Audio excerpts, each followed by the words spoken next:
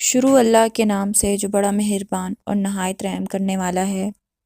میرے تمام دیکھنے اور سننے والے بہن بھائیوں کو السلام علیکم۔ روزے کا ثواب سوائے اللہ تعالیٰ کے کوئی نہیں جانتا۔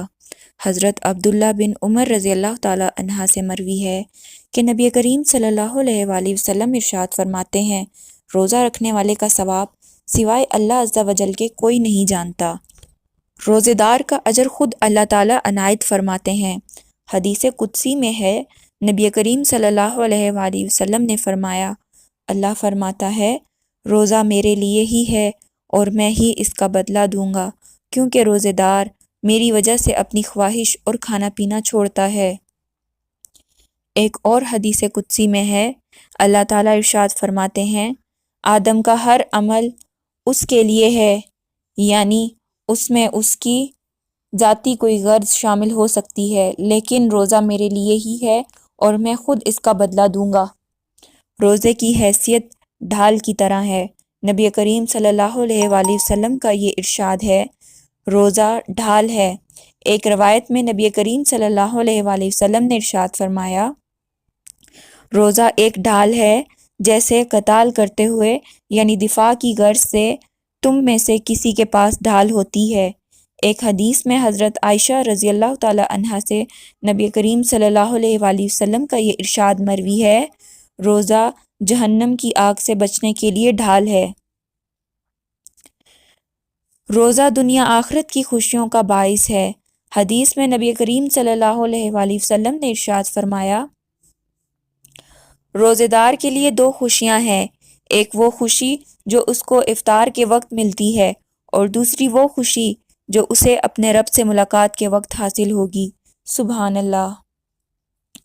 روزے دار کے منہ کی بو مشک سے زیادہ پسندیدہ ہے۔ حدیث میں نبی کریم صلی اللہ علیہ وآلہ وسلم نے ارشاد فرمایا، روزے دار کے منہ کی بو اللہ تعالیٰ کے نزدیک مشک کی خوشبو سے بھی زیادہ پسندیدہ ہے۔ ایک اور روایت میں انہی الفاظ کو قسم کے ساتھ پختہ کر کے بیان کیا گیا، چنانچہ آپ صلی اللہ علیہ وآلہ وسلم نے ارشاد فرمایا، قسم اس ذات کی جس کے قبضے میں محمد کی جان ہے، روزے دار کے منہ کی بو اللہ تعالیٰ کے نزدیک مشک کی خوشبو سے بھی زیادہ پسندیدہ ہے۔ سبحان اللہ۔ روزہ ایسا سفارشی ہے جس کی شفاعت قبول کی جائے گی۔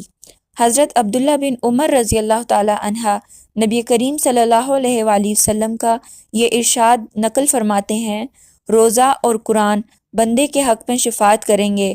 روزہ کہے گا، پروردگار، میں نے اسے دن میں کھانے اور شہوتوں کے پورا کرنے سے روکے رکھا، میری سفارش قبول فرمائیے۔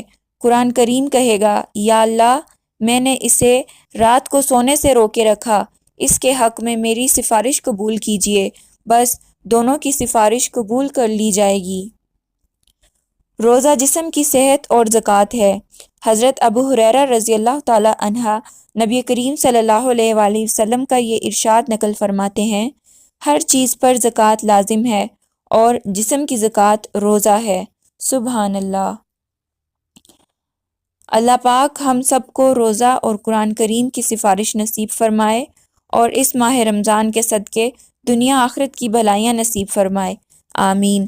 اگر آپ کو میری یہ ویڈیو پسند آئے تو اسے لائک کریں اور میرے چینل کو سبسکرائب کریں۔ شکریہ۔